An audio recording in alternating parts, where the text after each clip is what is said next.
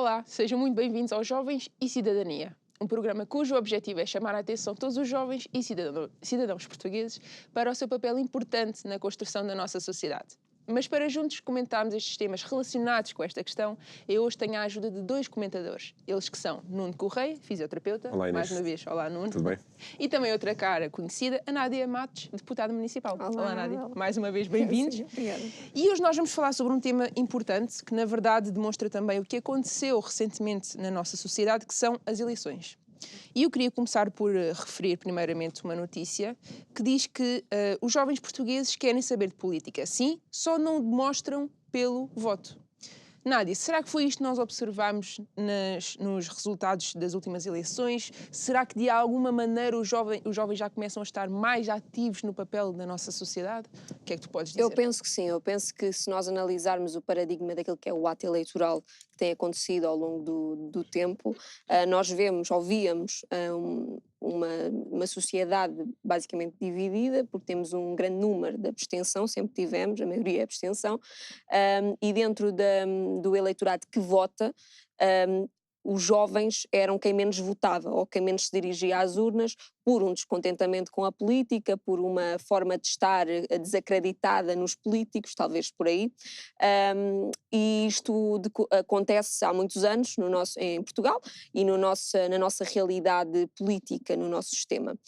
O que aconteceu nestas últimas eleições vem mudar o paradigma da política em Portugal e vem contradizer tudo aquilo que nos foram habituando há muitos anos desta quase inércia por parte dos jovens, deste descontentamento, alienação política, e o que acontece é que nós tivemos, se calhar, talvez nos últimos 20 anos, a maior corrida às urnas da parte dos jovens, que eu estou a referir-me agora ao eleitorado mais jovem.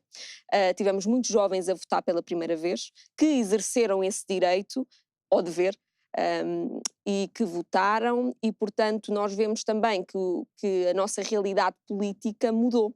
Nós hoje temos representação na República ou deputados eleitos em representação do povo que antes não tínhamos, ou no número que não existia antes, e isso vai mudar a perspectiva política que se vive hoje em Portugal, basicamente. Nuno, e tu crees que esta questão que a Nádia agora acabou de referir, talvez seja porque os jovens procuram cada vez mais informação, ou será que estamos num sistema educativo que o próprio sistema promove este hábito e a partilha de informação face ao que cada programa político partilha? Não acho que haja uma boa educação nesse sentido. Acho que deve haver mais incentivo aos jovens desde pequenos a participarmos, Sim. que acho que não é um direito, é um dever. Sim. Por isso, acho que é uma falha da nossa sociedade que não incentiva isso. Fala-se muito na altura das eleições, no período antes, abstenção contra abstenção, mas o que é que se faz ao longo do ano inteiro, do ano legislativo? Não, mas antes das eleições é que se fala disso, depois o resto esquece isso.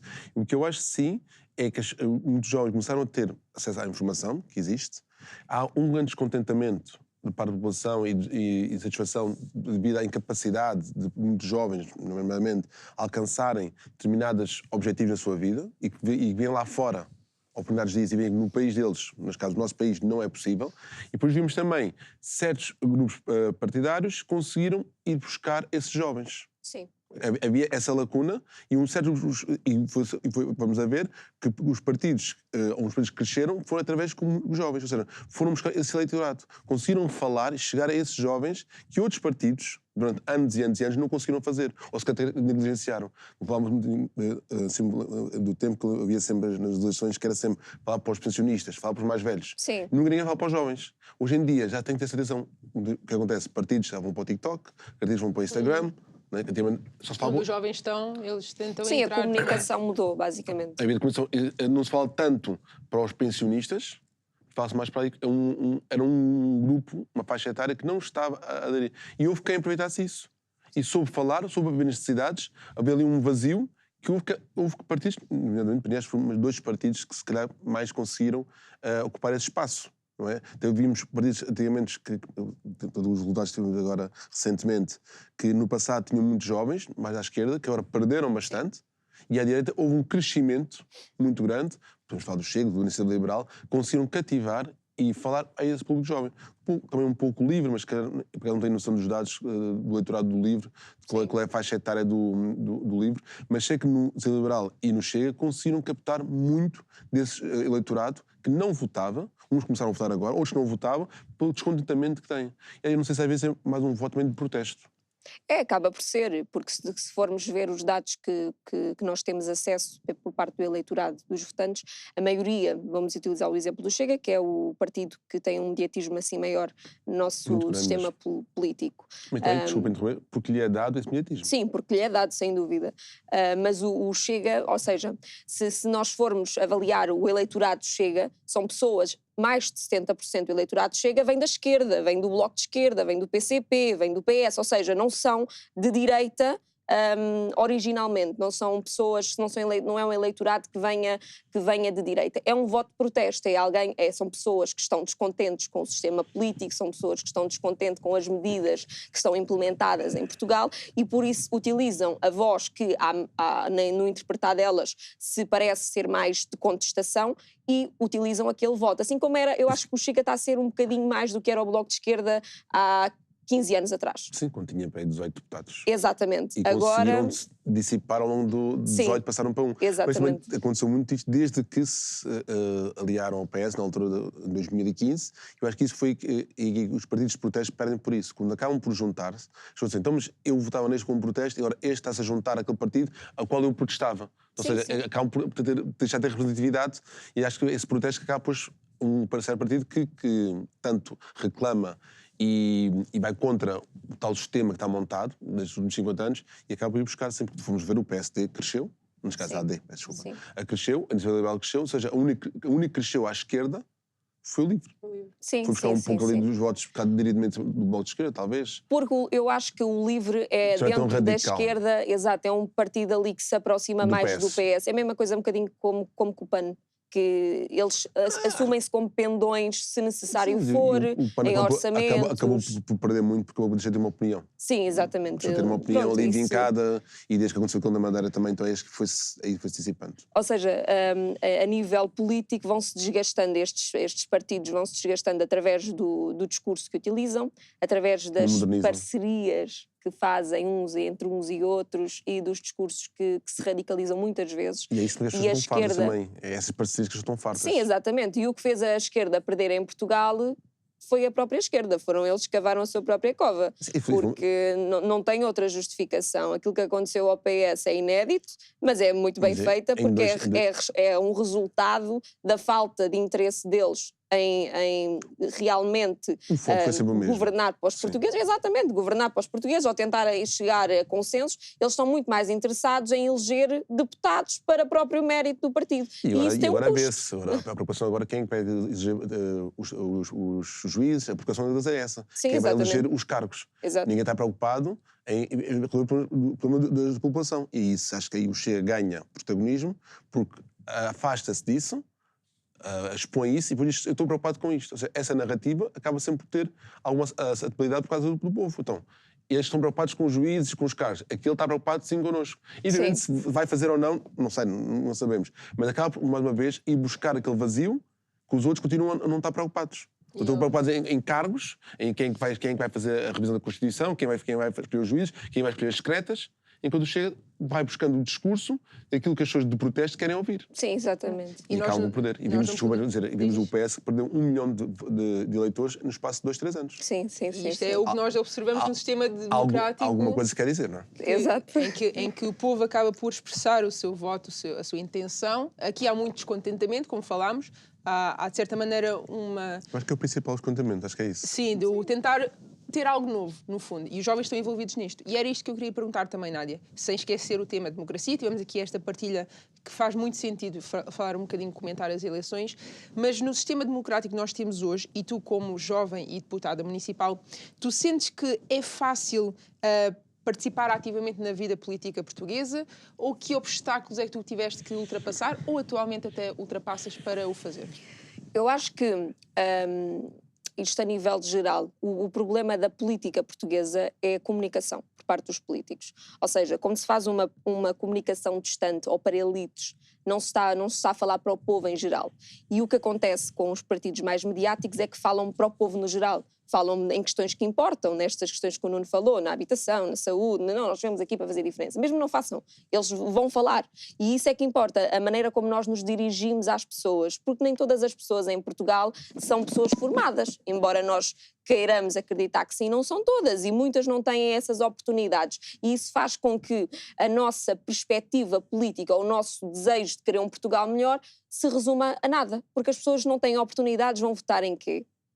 Nós temos que analisar o país que temos à nossa frente. Nós não temos só pessoas que vivem no litoral do país, temos jovens no interior, temos jovens em regiões muito mais isoladas que não têm, podem ter acesso à informação, mas não têm acesso a oportunidades como têm os jovens que estão mais no litoral. E por causa disso, cada vez menos pessoas querem para o interior. Exatamente. Não Ou seja, essa desertificação. Sustentação de vida, digamos assim. Sim, exato. Por isso, quando perguntas da dificuldade que há neste tipo de comunicação próxima ou mesmo no associativismo que existe em Portugal, eu creio, pelos dados e pelas coisas que vejo, que há muitos jovens envolvidos no associativismo e que têm vontade de fazer diferente, mas não é fácil, não é um caminho que seja fácil de chegar e de trilhar. Muitas vezes acontece por convite, porque a pessoa se destaca, porque a pessoa tem algum trabalho desenvolvido que justifica aquele fim, mas a pessoa tem que batalhar muito ou tem que correr muito até chegar a determinado sítio. E hoje, olhando e perspectivando tudo o que nós vemos à nossa volta, eu acho que nós estamos a quebrar um bocadinho essa rotina que tínhamos, esse hábito, aliás, tínhamos, e através da comunicação das redes sociais e da comunicação também ser mais fácil em si, acaba por facilitar a entrada de jovens na política.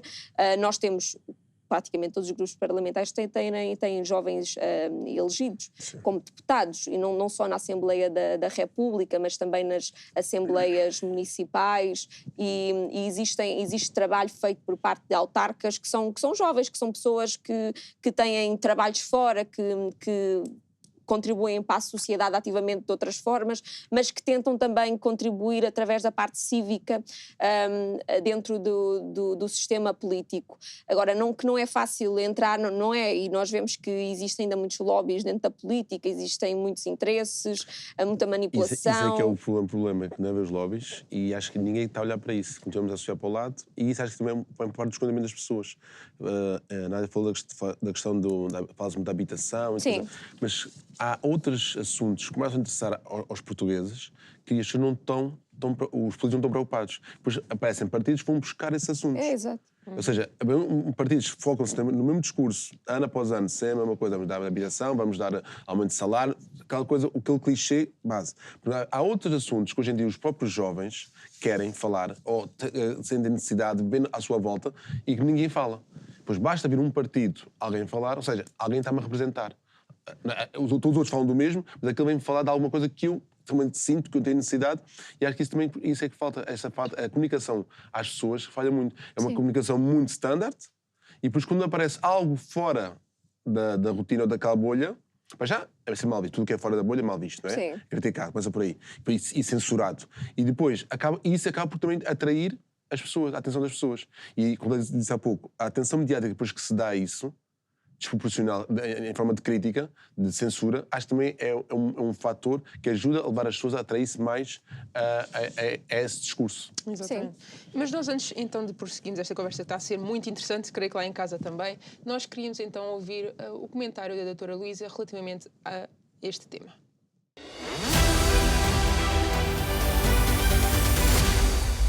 Hoje vamos falar de democracia. Quando falamos de democracia, temos a explicação na Constituição da República Portuguesa. Na realidade, ela marca o início da democracia, do Estado de Direito em Portugal. E aqui gostaria de frisar os 3 primeiros artigos da nossa Constituição, que nos dizem claramente o que é a democracia. O artigo 1º fala-nos que Portugal é uma república soberana baseada na dignidade da pessoa humana e na vontade popular e empenhada na construção de uma sociedade livre, justa e solidária. Dignidade de pessoa humana, a base da Constituição, a base de qualquer direito, liberdade e garantia fundamental, a base de qualquer direito económico, social e cultural, a base também da responsabilização dos órgãos de soberania, das tarefas dos órgãos de soberania. Porquê? Porque quando eles cumprem, então temos dignidade de pessoa humana. Vontade popular, o povo é soberano, a democracia assenta na vontade popular. Artigo 2º diz-nos que a República Portuguesa é um Estado de direito democrático, baseado na soberania popular, no pluralismo de expressão e organização política democráticas, no respeito e na garantia de efetivação dos direitos e das liberdades fundamentais e na separação e interdependência de poderes, visando a realização de uma democracia económica, social, cultural e o aprofundamento da democracia participativa. Temos aqui vários princípios fundamentais. Desde logo, Portugal só é uma democracia se existir um Estado de Direito. Um Estado que assenta na Constituição e que tem uma série de diplomas legislativos que decorrem da Constituição e que respeitam a Constituição. Porque a Constituição é a lei base, é a lei fundamental, é a lei mãe, é a lei que tem que emanar para todas as outras leis. Se isto não acontecer, nós não temos Estado de Direito, nós não temos democracia. Este artigo é claro, a democracia deve existir em todos os âmbitos, não apenas no âmbito político, mas também no âmbito económico, social, cultural. A democracia existe para todas as áreas da vida das famílias portuguesas e em todas as situações. O artigo 3º fala-nos da soberania e da legalidade. Diz-nos que a soberania una e indivisível reside no povo, que a exerce segundo as formas previstas na Constituição. O Estado subordina-se à Constituição, funda-se na legalidade democrática. A validade das leis e dos demais atos do Estado, ela depende da conformidade com a Constituição. Ou seja, a base será sempre, de um lado temos o povo que é soberano, do outro lado temos o Estado que tem que se subordinar à Constituição, o Estado que tem que se subordinar ao povo soberano. Se nós olharmos para o artigo 108, e falando aqui da democracia política, nós podemos dizer que o poder político, ele pertence ao povo.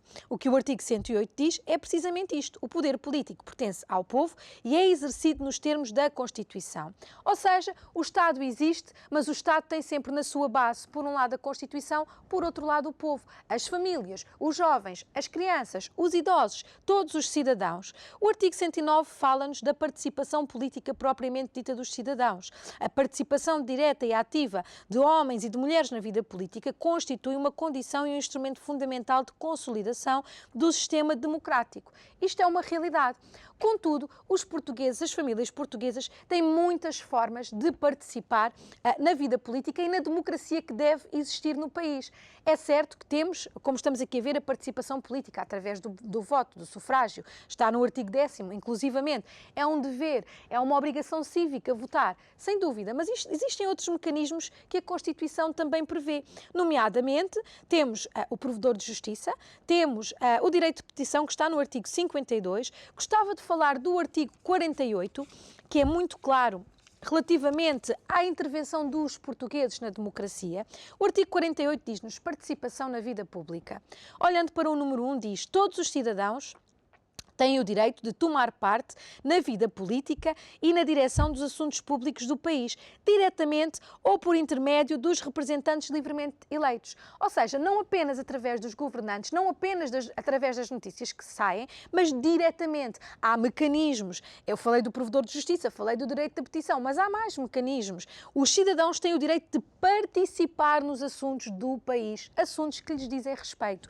E participam como? Diretamente através das vias que a Constituição dá.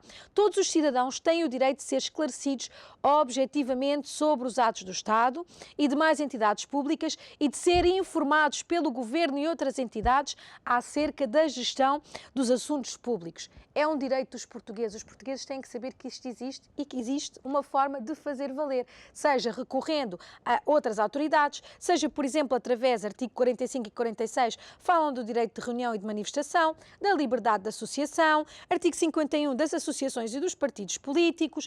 Temos o artigo 21, que é também um mecanismo de democracia, que é o direito de resistência, que eu gostava também de ler, que diz que todos têm o direito a resistir a qualquer ordem que ofenda aos seus direitos, liberdades e garantias e a repelir pela força qualquer agressão quando não seja possível recorrer à autoridade pública. Ou seja, a democracia implica a igualdade, implica o Estado de Direito Democrático, a dignidade de pessoa humana, mas implica também a participação efetiva dos portugueses, que pode ser feita através de todos estes mecanismos. Da mesma forma, liberdade de expressão e a liberdade de informação, e aqui é muito importante, porque os portugueses têm que procurar uma informação que seja isenta, que apresente todos os pontos de vista. E, portanto, através destes direitos, a democracia existe em Portugal. Os portugueses têm que os conhecer, têm que os exercer e saber que só há democracia se o poder político, se o poder soberano, se a vontade popular prevalecer através da responsabilização de quem tem que cumprir.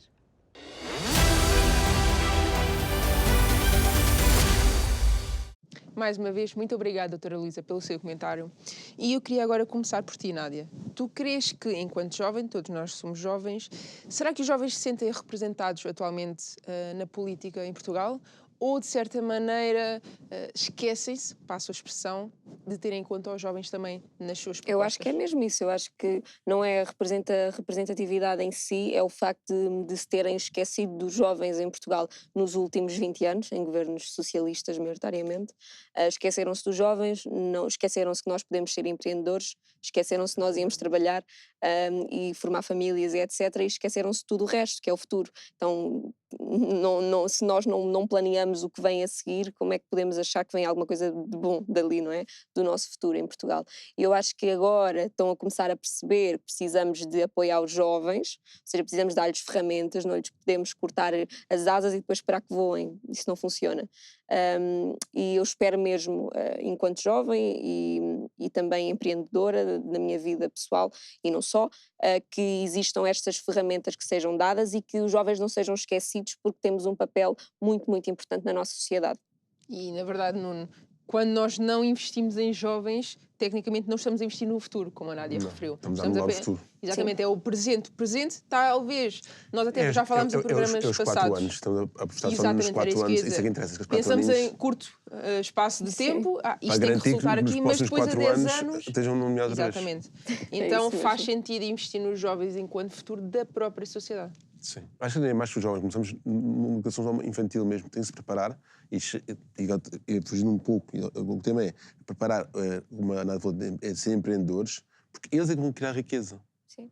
Não é o país que dá riqueza à população. A população é que gera riqueza e faz o país mais rico. É verdade. E vivemos naquele sistema de eu dependo do país para enriquecer. Não. Os países vão dar ferramentas para eu enriquecer e o país enriquecer consequentemente disso. E aí podemos usufruir desse dinheiro para todo o povo. Acho que essa norma do tem que dar... Porque, vamos ver, o lema deste país é sempre vamos buscar recursos à União Europeia, dão-nos subsídios, Exato. nós construímos estados, construímos hospitais e podemos a mesma coisa. Não nos damos riqueza. Estamos sempre à espera que nos dê alguma coisa. Então, e essa mentalidade depois passa para o povo. Nós temos que esperar que o Estado nos dê alguma coisa. Não. E depois, muitas vezes, quando acontece de jovens quererem, ou forças políticas, ou movimentos na sociedade, de querem opinar contra, entra a ditadura. Não, mas isto não é bem assim, não sei o quê, é extremista. Não.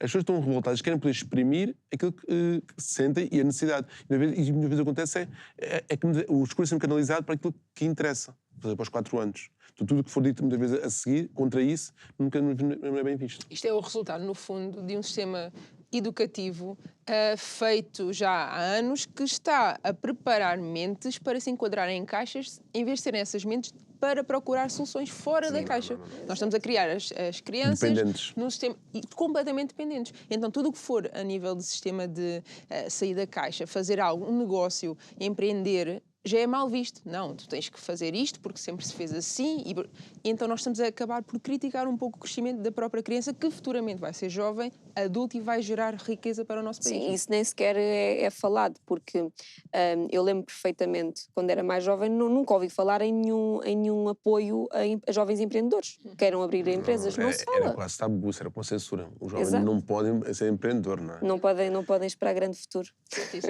Muito obrigado mais uma vez, Nuno e Nádia. Creio que ficou muito por dizer, mas que futuramente haverá essa possibilidade. Lá em casa eu quero convidar para que vocês continuem a acompanhar-nos no canal do YouTube, visitar também o site Você é que Decide, onde tanto estes temas como outros estão mais desenvolvidos, e nós vemos no próximo programa. Até lá!